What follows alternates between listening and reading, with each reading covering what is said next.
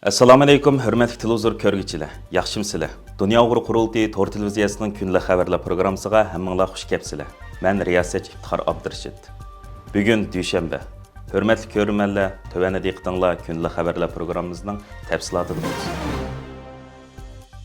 Yaponiya va Avstraliyada Uyg'ur irqiy qirg'inchiligini tanishtirish faoliyati davomlashmoqda. Yaponiya Uyg'ur jamiyati yillardan beri Yaponiyani aylanib, Uyg'ur irqiy qirg'inchiligi va Sharq Turkistonni tanishtirish tashviqot faoliyati olib berayotgan bo'lib, bu yilning 5-ida Yaponiyaning hamma noyi shaharlariga tajovuzchi Xitoyning Uyg'urlarni nishon qilgan qirg'inchilik jinoyatini tanishtirib, Xitoyning abdi bashirsini ichish va Yaponiyaning hamma yerga Uyg'ur davosini yetkazish uchun olib borgan tashviqot faoliyatini oxirlashgan edi. Yaponiya Uyg'ur jamiyati mush ayning 23-kunidan boshlab yana Yaponiya Saitama naisi Urawa shahrida bir haftalik Sharq Turkiston tanishtirish va Xitoyning davom qilayotgan irqiy qirg'inchiligini fosh qilishni maqsad qilgan rasm ko'rgazmasi boshlagan.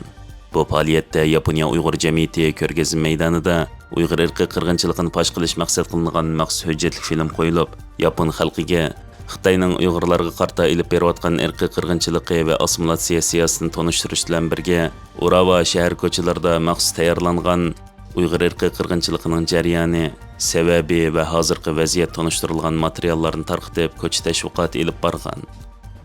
Avstraliyada Avstraliya Uyg'ur jamiyatining o'rinlashtirishida 2018-yildan boshlab Sidneyda har hafta oxiri Uyg'ur irqiy qirg'inchiligini tanishtirish namoyishi olib berilayotgan bo'lib, bu yakshanba kuni yana o'xshashla Sidney shahar markazida Avstraliya Uyg'ur jamiyatidan Fidakor Uyg'ur, Yusuvajim qatorliqlar tarafidan yana namoyish va rasm ko'rgazmasi olib berilgan. Bugün 2026 5. ayının 24. günü yakshanba. Yani biz her zaman kadar zincirsaman namayişimizin devamını davamlaştırır için Sidney şehirlik hükümetini aldık gelip namayişimizi davamlaştırıyoruz. İnşallah bu namayişimizni Allah hidayet ata kılsa kudretimizden yetişip davamlaştırırız. Qozog'istonlik vatanparvar Uyg'ur san'atkor Polat Hezimovning Assalom mening so'yimlik vatanim nomli ijodiy san'at kechiligi Yarkentdagi rayonlik madaniyat markazida o'tkazilgan.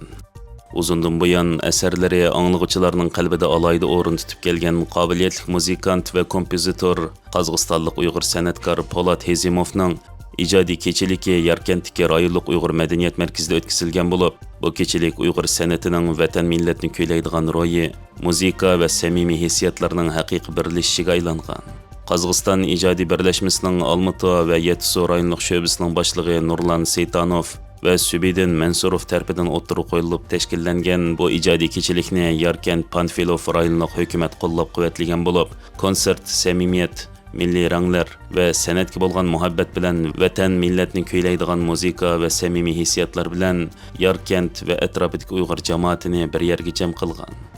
Mazkur kechilikda Polat Hezimov, Nurmamat Ahmetov, Olimjon Abdurahmon, William Molotov, Nurnamdon Ahmetov, Gulchehram Sadirova, Abdulqan Aznabaqiev va boshqa shoirlarning tekstini asos qilgan muzik asarlarini Uyg'ur san'atkorlaridan Farhad Davutov, Baxtiyor Matnazarov va yosh talant egalaridan Abdurish To'shurov, Nariman Ashirov, Baxtiyor Rahmadinov, Amirdin Aytbaqiev, Ramiljon Nuraxunov, Bahora Ansarova, Farhad Masim, Nazugum Tayrova, Zaida Musayeva, Umidjon Karimov, Arafat Abduriyim, Arab Abduriyim qatorliqlar o'rinlagan bo'lib, mazkur kechilik tomoshabinlarning alayda olqishiga erishgan.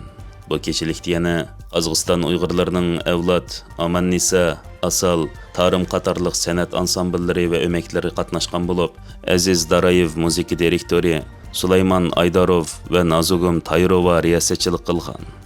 Polat Hezimov ijodiy kechiligi san'at havaskorlari, do'stlari va o'quvchilarni madaniyat hayotidagi muhim bir faoliyat sifatida bir yerga jam qilgan.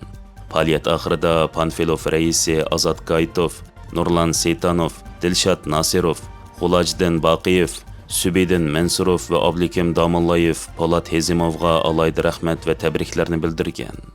Polat Hezimov apandim stansimizning telefon ziyoratiga bergan javobida bu xil faoliyatlar faqat milliy san'atning molliqini namoyon qilib qolmay, yana avlodlar orasidagi muhim ko'riklik rolni o'ynab, yosh avlodlarga illiqlik, ilhom va kimligini his qildirdi deganlarni bildirgan.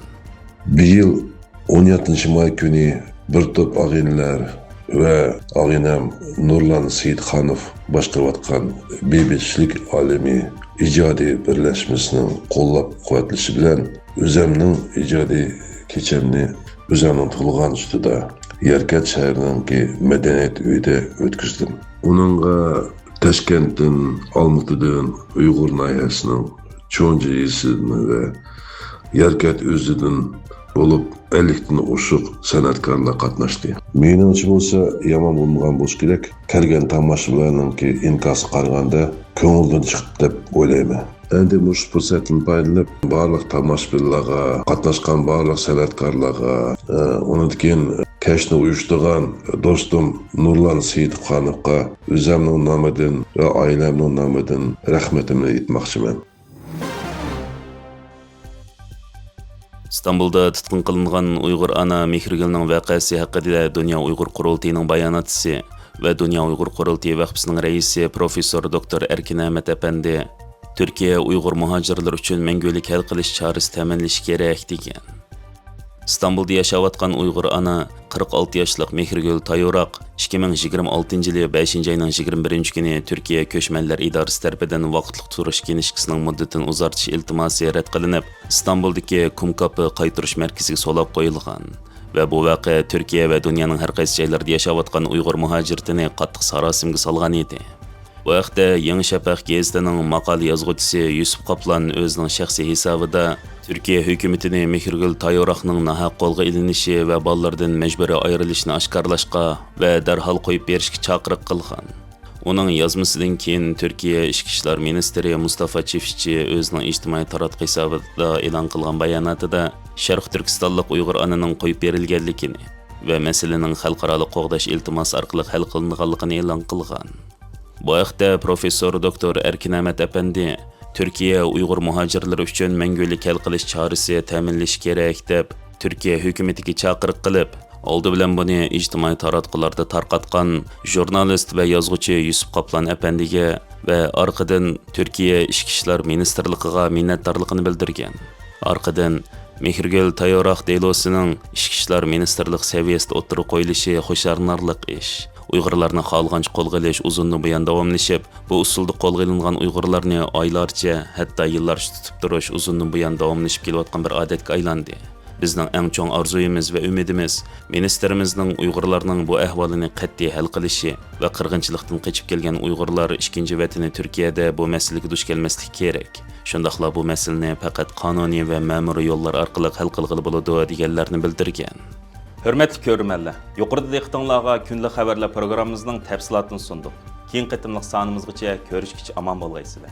Stansimizning YouTube kanaliga a'zo bo'lishni unutmang. Xayr xo'sh.